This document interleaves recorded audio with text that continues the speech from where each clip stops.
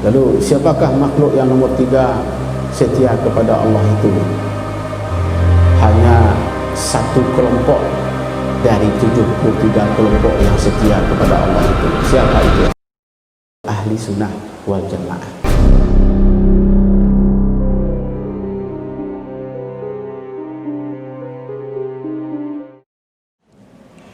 Mari ibu bapak semua,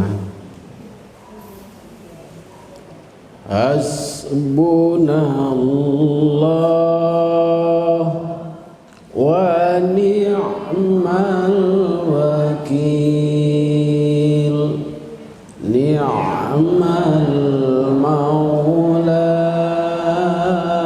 wa ni'man nasir, wa la hawla wa la quwwata illa billah. Coba, hasbunallah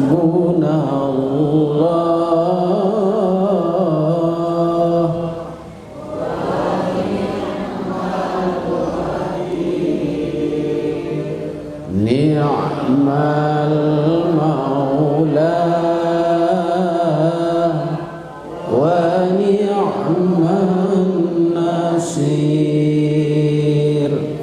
wa la hawla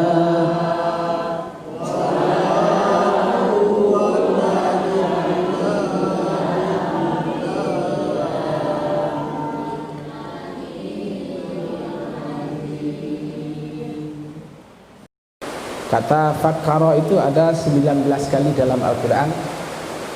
Dari kata fakkara, awalam yatafakkaruna fi khalqis samawati wal ardi. Apakah kamu telah memikirkan apa yang terjadi pada langit dan bumi ini? Nah, Allah juga menyebut dalam Al-Quran, apakah kamu telah memikirkan dirimu? Awalam yatafakkara fi nafsihi, apakah kamu telah memikirkan apa yang ada di dalam dirimu? Nah, Allah telah jauh memikirkannya. Allah baru nanya kita tentang berpikir. Allah telah tahu apa kesimpulannya, apa akan terjadi, apa wujudnya, sudah ada dalam pemahaman Allah. Lalu fakutila kaifa qaddara, maka celakalah dia bagaimana dia menetapkan. Kemana kalimat ini perginya? Jawab daripada fakkara, karena fa jawabus syarat, jawabnya fakutila. Orang-orang kafir, orang-orang zalim, orang-orang yang anti Tuhan, kita yang ngaturnya, bukan dia. Kalau orang bisa, saya bisa, itu sebetulnya bahasa takabur itu. Kalau orang bisa, saya bisa. Kalau orang bisa mengerjakan, saya kan juga bisa. Itu sebetulnya bahasa tidak boleh dipakai sebetulnya. Tapi sekedar untuk motivasi itu boleh. Tapi orang kafir yang dimaksud, enggak.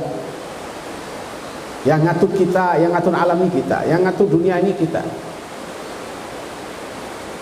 Jadi kalau itu yang ngatur dunia kita, bukan dunia yang ngatur. Itu bahasa fikih. Tapi dalam bahasa tauhid tidak begitu. Dunia yang ngaturnya kita, bukan itu maksudnya. Pengaturan dunia itu sesuai dengan aturan Allah, itu maknanya. Pengaturan dunia itu sesuai dengan aturan Allah. Dalam bahasa keseharian bahasanya begini, Ibu. Dunia itu yang ngatur kita, bukan dunia yang ngatur kita, tapi dunia yang ngatur. Enggak bisa juga. Itu tidak impossible, itu tidak mungkin. Jadi jawabnya bagaimana? Yang ngatur dunia itu sesuai dengan aturan Allah. Itu makna yang sebenarnya. Itu makna yang dituntut, yang diinginkan oleh Allah Ta'ala. Summa qutila kaifa qaddara. Sekali lagi, celakalah dia bagaimana dia menetapkan, kata orang kafir. Tapi Allah mengaturnya itu sangat teratur sekali. Allah menentukan itu dengan disiplin sekali.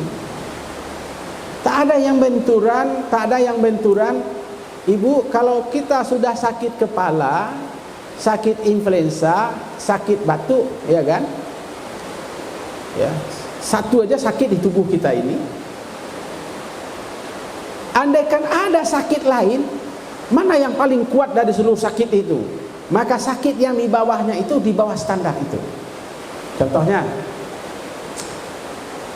kita flu berat. Lalu flu berat itu ada batuk. Dalam batuk itu ada badan kita meriang. Setelah itu ibu ada gejala penyakit jantung, ada penyakit ginjal, ada penyakit mah, ada penyakit apa lagi, radang otak. Dari seluruh penyakit itu yang paling tinggi yang mana dosisnya? Yang paling tinggi sakitnya? Sebutlah sakit yang paling tinggi radang otak. Penyakit yang selain dari itu sama yang paling tinggi itu yang tuh. Yang sakit yang lain-lain ini tidak ada pengaruhnya. Apa contohnya lagi? Orang gila. Orang gila itu sakitnya itu ya gila itu. Apa yang paling tinggi? Sakit influenza, sakit batuk, sakit ginjal, sakit tulang, sakit asam urat misalnya, gula misalnya. Itu kan tinggi sakitnya.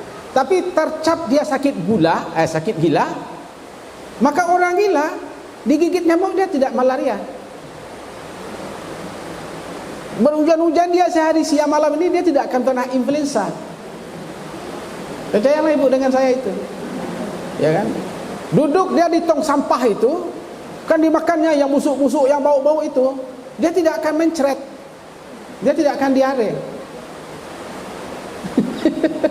Menarik kan? Dia tidak akan pernah diare, ya kan? Digigit nyamuk tidur ya, padahal penuh badannya itu oleh nyamuk semua.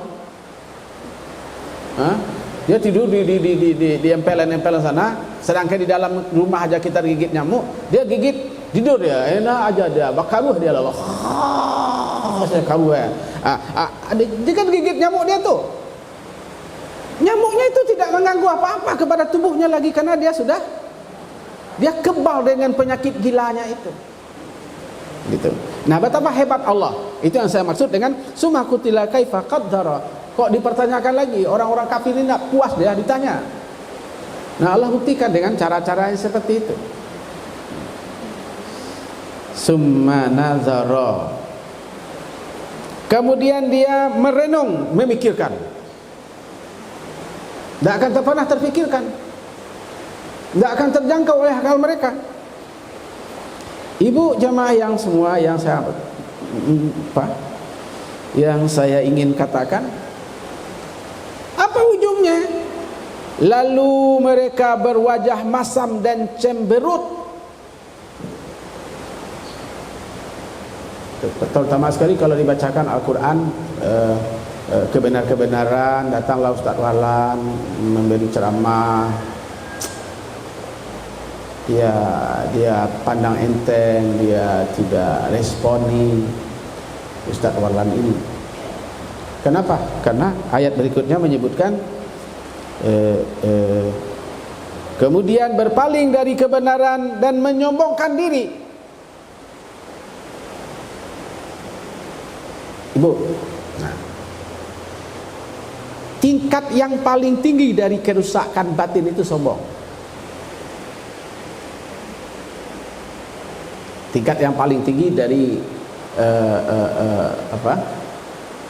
dari diri ini, tingkat yang paling berbahaya dalam penyakit batin kronis itu adalah sombong. Ibu ingat tak bahwa iblis itu, bahwa Zabaniyah itu dia sangat sayang kepada Allah. Dia mengakui teman-teman sahabat lainnya itu seperti malaikat. Dia setia sekali. Siapakah makhluk yang paling setia kepada Allah? Ibu jangan lupa. Siapa?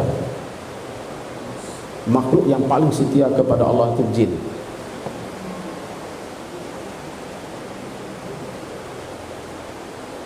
Siapa makhluk nomor 2 yang setia kepada Allah? Malaikat. Lalu siapakah makhluk yang nomor 3 setia kepada Allah itu? Hanya satu kelompok dari 73 kelompok yang setia kepada Allah itu. Siapa itu? Ahli sunnah wal jamaah. Yang 72 lagi masuk neraka. Nah, sudah berapa kalau ibu kaji manusia yang paling setia?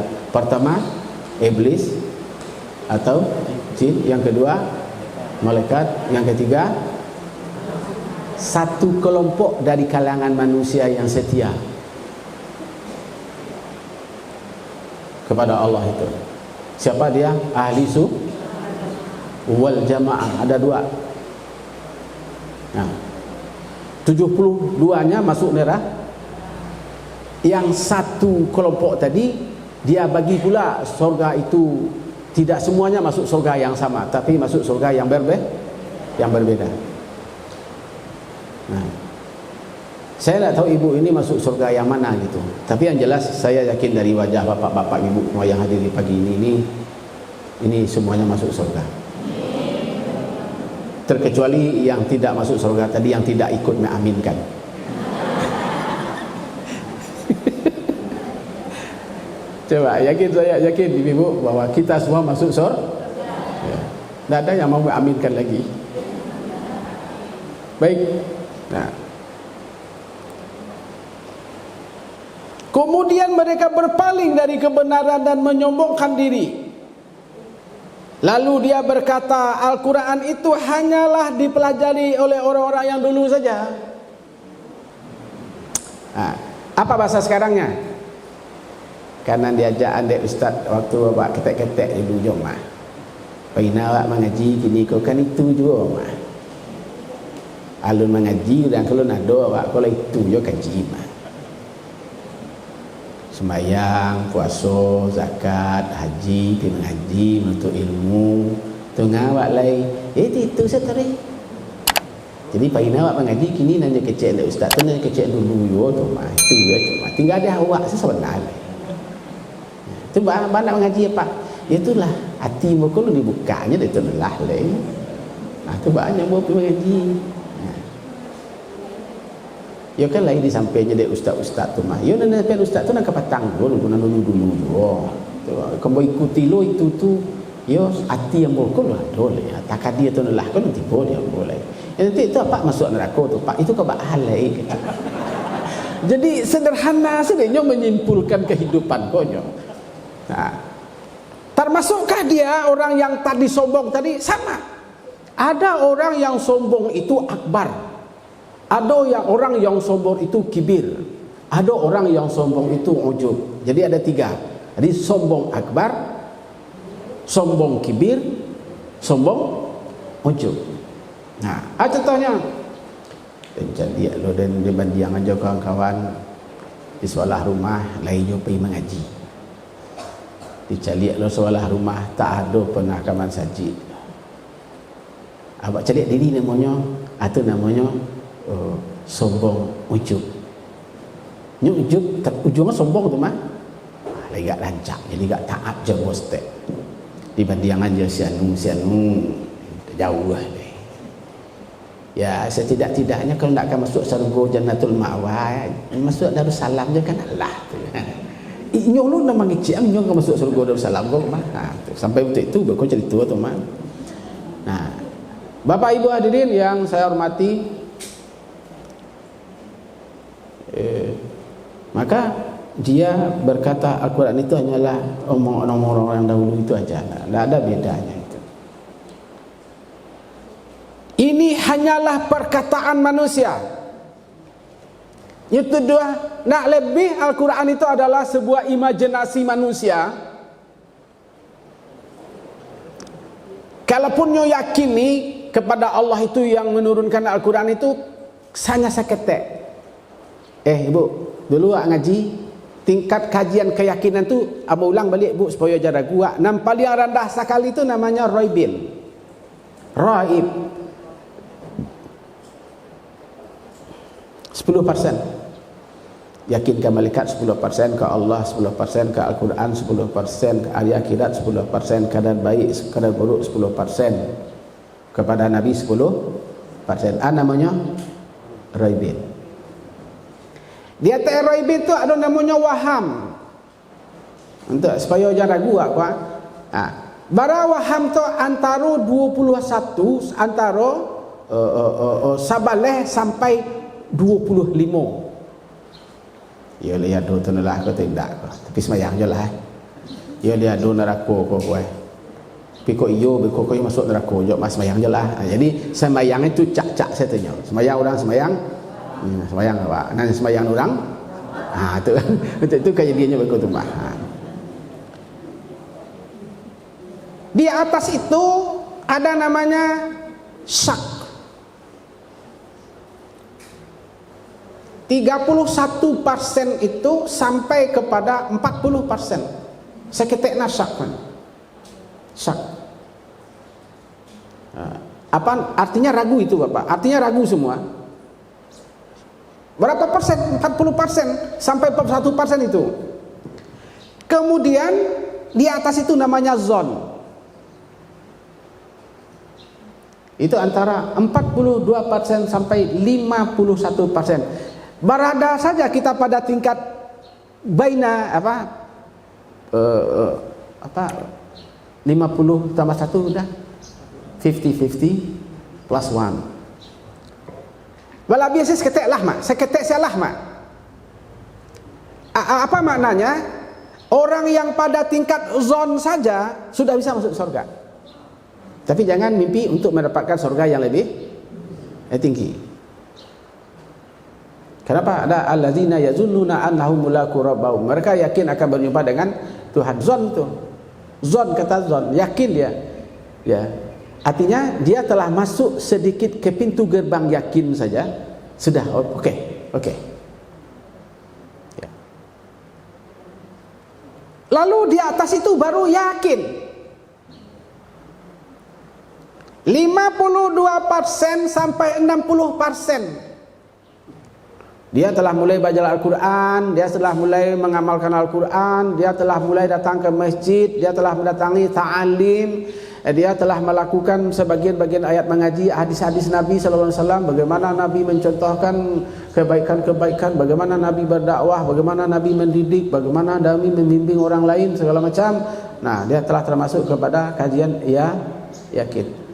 Nah, tidak hanya sebatas itu, dia ingin lebih tinggi lagi, namanya ilmul yakin. Oh, dia telah mempelajari tentang ilmu tentang keyakinan. Apa maknanya? Kalau orang sudah ngaji tentang ilmu keyakinan, ciri-cirinya atau indikasinya atau indikatornya, dia telah mulai belajar bagaimana solat yang baik. Tadi Ustaz awalan tadi, ibu ingat tak kenapa dia bacakan Al-Fatihah? Itu untuk melatih ibu-ibu membaca Al-Fatihah dengan benar. Karena kan ada rukun qauli, ada rukun fi'li, ada rukun qalbi. Ada rukun qalbi, ada rukun qauli, ada rukun fi'li. Nah, yang paling banyak orang baca salah Al-Quran itu Amri Aziz, itu pada hukum rukun qauli. Amri Aziz, nah, itu yang benar. Amri Aziz, jadi kalau udah dipanggil orang Amri Aziz, maaf, itu bukan nama saya. Nama saya Amri Aziz. Siapa nama? Salma Danis. Oh, enggak kamu dengar gitu. Salma Danis. Nah, jale sinnya tu. Ibu pandai senyum, coba senyum. Shot. Jadi kalau orang tidak pandai senyum itu payah. Itu tanda orang tidak pandai baca shot. Syiratal ladzina an'amta 'alaihim. Jale keluar hurufnya tu namanya rukun qauli. Okey. Siatu orang yang telah pada ilmu yakin, nyo pelajari nyo pelajari fi'liyahnya, nyo pelajari bagaimana qauliyahnya, dia pelajari tentang rukun-rukun yang menyangkut dengan qalbiyah, hatinya. Wah, sampai gitu dalam solat itu. Nggak mau dia, nggak solat orang solat dia, tidak puasa orang puasa dia, tidak berzakat orang zakat dia, tidak gitu, tidak. Tapi dia mulai mendatangi ustaz, mulai mendatangi guru, mulai dia berdialog dengan guru-gurunya. Ini gimana mengamalkan dia tidak takut-takut dia. Itu makanya bapak-bapak ibu-ibu ini jangan hanya mustami'un, tapi kita mujadalah billati iya ahsan, kita musyawarah, kita apa namanya lagi muhabalah, kita lagi muzakarah gitu bapak ibu, kita munaqashah, kita diskusi, kita sarasehat, kita seminar. Ini bagaimana membacanya, kenapa timbul perbedaan-perbedaan orang membacanya dan segala macam. Nah, mana yang boleh dibaca? Nah, itu namanya kita telah berada pada ilmu. Oh, enggak sampai di sana. Ilmu yakin itu apa dampaknya? Lahirlah apa yang disebut dengan nurul yakin, cahaya keyakinan. Allahu Akbar, Allahu Akbar. Ndak lama ke hati awak tu kalau mendengar suara nama tu yo tagak saya talingu awak aku sekali ambil kain, ambil uduk pai subah. Itu indikator orang ini telah berada pada posisi namanya nurul yakin. Nah, jadi ada indikatornya itu kan sudah pernah saya tulis juga kepada ibu, ada indikator-indikatornya apa gitu. Kalau tidak diulang nanti kita lupa. Di atas itu ada namanya ainul yakin. Apa ayat yang ibu pernah dengar kata-kata ainul yakin? Ara'aital ladzi yukad apa? Hah? Alhaakumut takatsur hatta zurtumul maqabir kalla sawfa ta'lamuna summa kalla sawfa ta'lamun kalla law ta'lamuna ilmal yaqin la tarawunnal jahim summa la tarawunnaha 'ainal yaqin. Nah, jadi dia sudah sampai kepada ainnya, dia sudah bukan basarnya tapi sudah menjadi identiti, menjadi identitas, sudah menjadi ideologi. Ibu dari Ibu Tati ini dari studi Islam Ar-Rasul datang. Terima kasih Bu Jus, saya lihat juga ini pengurus-pengurus kajian Islam di Ar-Rasul. Berapa orang Ibu datang tadi itu Ibu? Dua aja. Terima kasih kehadiran Ibu dari Masjid Ar-Rasul. Ibu ini pernah menjadi jamaah setia 6 tahun saya di Batu Antaba dulu. Saya diajak mengaji kemana-mana. Sekarang dia sudah pulang dari Jambi. Sekarang dia lagi memimpin jamaahnya di Ar-Rasul Ustaz Warlan. Mana yang dari Bayang? Oh, jauh sekali ya pendengarnya dari Bayang ya. Terima kasih Ibu dari Bayang. Ya. Bayang ini Bayang Sani ya Bu ya. Bayang ini di mana di sini? Oh, Kecamatan Bayang ya.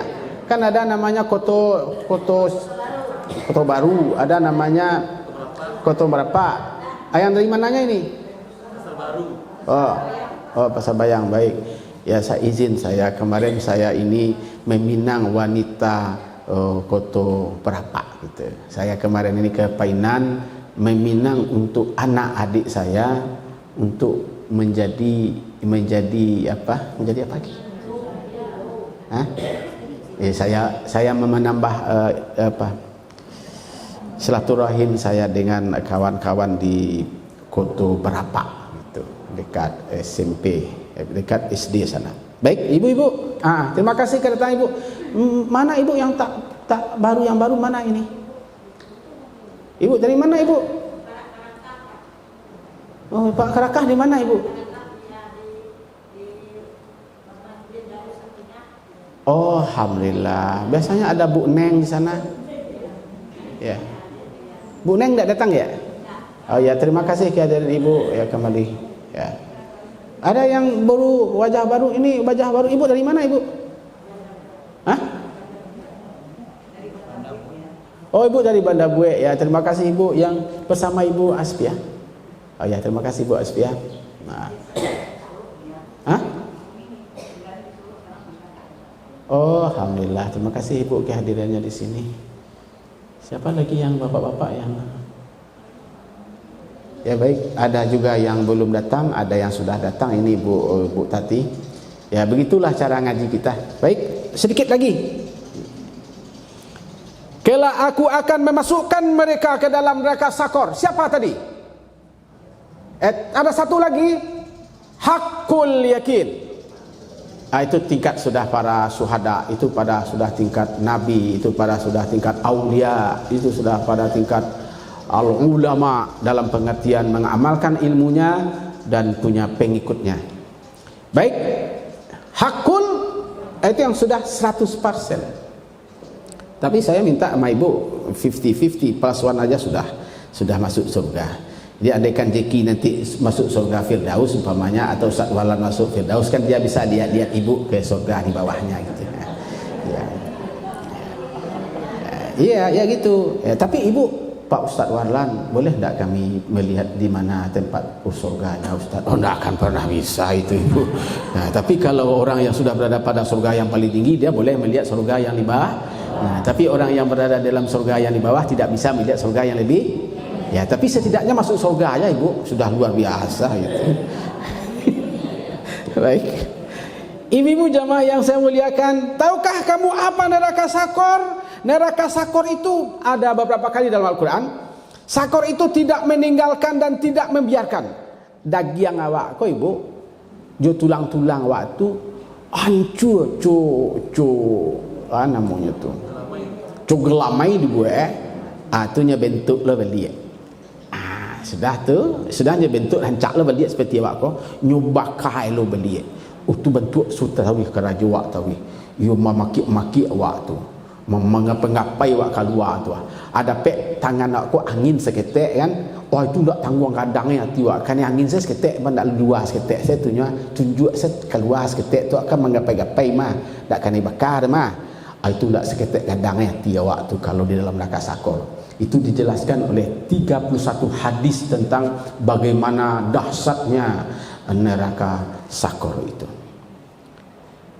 Ibu-ibu, bapak-bapak yang saya hormati, yang menghanguskan kulit manusia. Kenapa kulit disebut di situ? Ya, karena kulit kau lama terbakarnya Ibu. Coba pernah Ibu lihat Ibu kambing. Mana lamu kulit habis daripada daging dalam. Enggak, kulit kau terakhir. Iku kulit kau angus dibuat, bentuk tu dibuatnya. Apalagi yang di dalamnya. Nah, terakhir. Di atasnya ada 19 malaikat. Baik. Di atasnya ada 19 malaikat. Mengapa tugas malaikat itu? Baca bersama. Bismillahirrahmanirrahim. Bismillahirrahmanirrahim. Ulang lagi. Bismillahirrahmanirrahim. Ibu mau berteman dengan malaikat? Mau. Huruf bismillah itu jumlahnya semua adalah 19. Huruf bismillah itu jumlahnya 19. Coba dalam kita gaji matematika sebentar. 1, ingat dalam kepala Ibu. Sudah tu ada angka 9. Sudah. Ingat, Ibu picingkan matanya supaya jangan terganggu. 1 tambah 9 sama dengan, baca. Buat angka 19. 9 jarangkan. 9 1 jarangkan. Buat angka tambah. Tambah angka 9. 1 tambah 9. Ingat. 1 0 bacaannya. Yang ada apa di situ? Sah. Setelah 0 ini punya arti enggak? punya arti namanya 10. Apa maknanya? Yang lain-lain itu 0. Yang ada hanya 1. Saya ulang lagi. Yang lain-lain itu 0. Yang hanya ada. Oke. Baca bismillahirrahmanirrahim.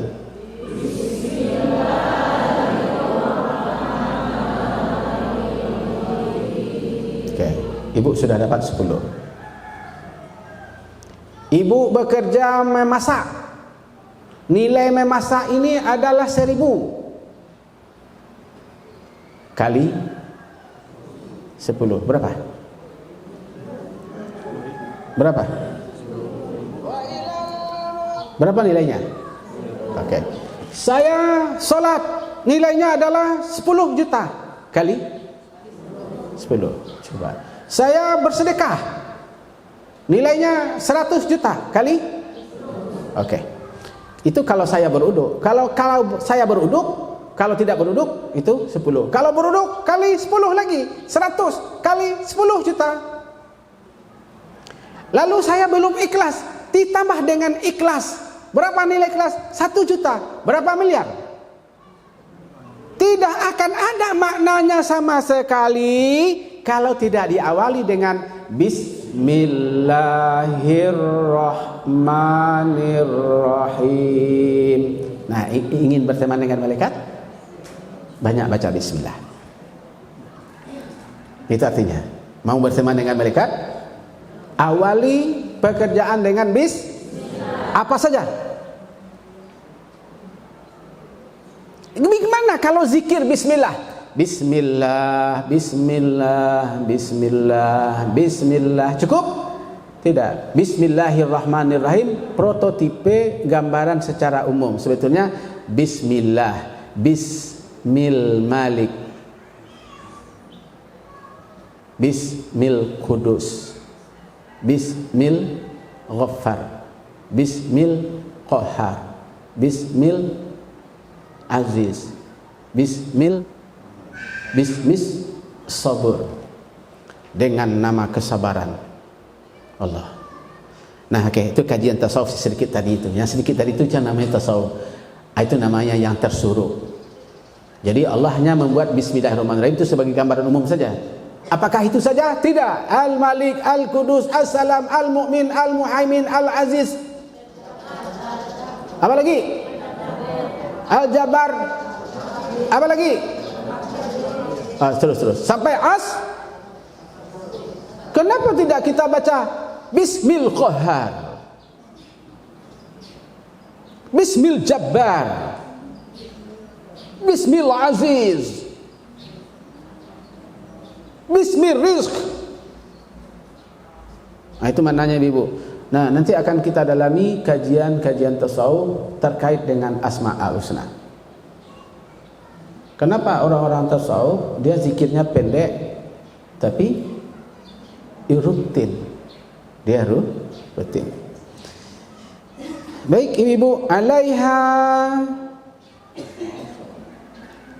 dan di atasnya ada 19 malaikat yang menjaga. Menjaga siapa? Menjaga orang yang di dalam neraka sakor tadi.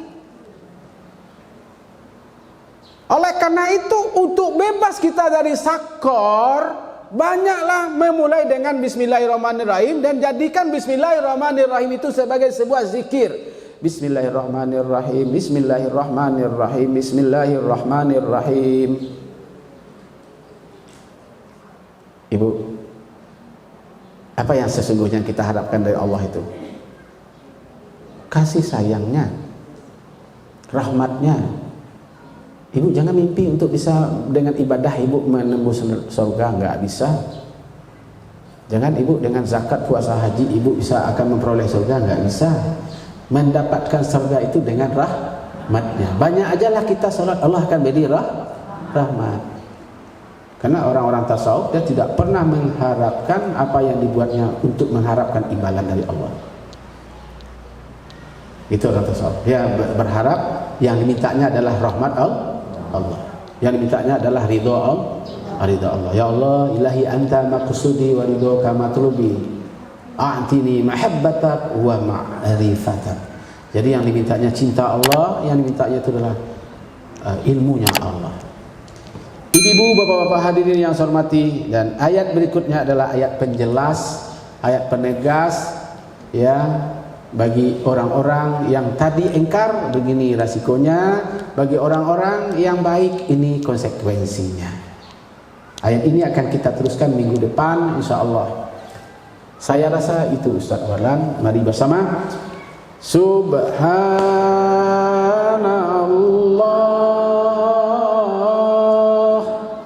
walhamdulillah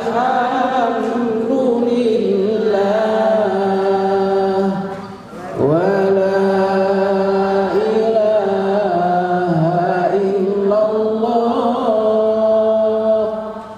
wallahu akbar wa la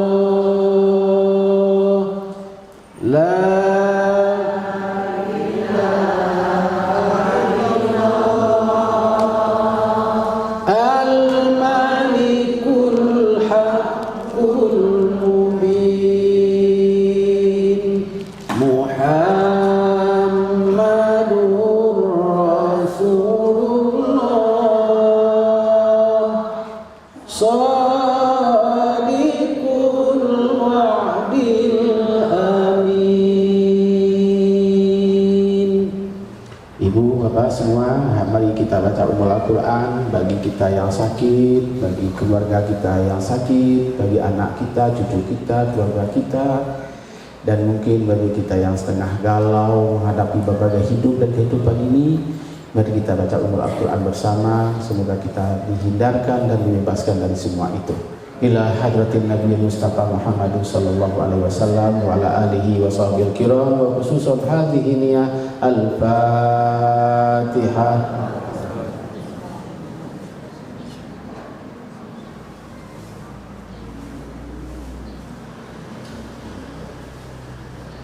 Terima kasih, saya undang Ibu dalam kajian studi Islam di Majelis Kajian Tarbiyah Islamiyah Jalan Pramuka jam 10 hari Sabtu depan tanggal 29, bagi yang berkenan, tidak wajib, tapi bagi yang berkenan atau bagi yang berkesempatan di tempat kajian Majelis Studi Islam Tarbiyah Islamiyah Kota Padang di Sekretariat Tarbiyah Islamiyah Jalan Pramuka. Terima kasih. Wassalamualaikum warahmatullahi wabarakatuh. Masya Allah wa tabarakallah, sungguh mendalam sekali ilmu yang diberikan oleh guru kita. Ada tadi orang gila, ada sakit. Nah, sekarang saya ingin bertanya kepada ibu-ibu, lauk apa yang paling enak ketika makan? Hah? Lauk apa yang paling enak ketika makan? Sambal apa yang paling enak ketika makan? Iya. Semuanya akan hilang, ya. Yang paling enak itu ketika makan adalah lauknya adalah lapar. Ya Bu ya, apa ya lauknya? Itu makna dari kajian tadi juga itu. Jadi orang gila itu dia tidak akan merasakan apa-apa, musakit ini. Begitu juga lapar, kalau lah lapar, sedisan apa saja disantuang. Ya. Baik Bapak Ibu yang dirahmati Allah Subhanahu wa taala, terakhir kami tidak bosan-bosannya selalu memohon kepada Bapak Ibu infak sedekah kepada seluruh program-program Buya, ya, mulai dari surau yang ada di Pagambiran, mulai dari masjid, mulai Islamic Dakwah Center kita yang ada di Sentoga, begitu juga kepada TV Sirajul Munir kita, kepada Bapak Ibu saudara orang-orang yang disayangi yang memiliki rezeki. Mari kita hibahkan, wakafkan, zakatkan, sedekahkan hartanya di tempat yang sudah jelas ini. Wabillahi taufiq wa hidayah. Wassalamualaikum warahmatullahi wabarakatuh. Ya Rasulullah,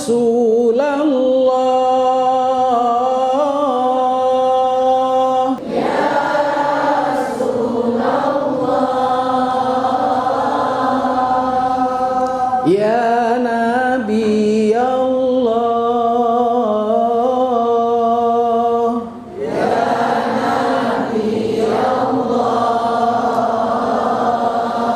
ya Habib Allah.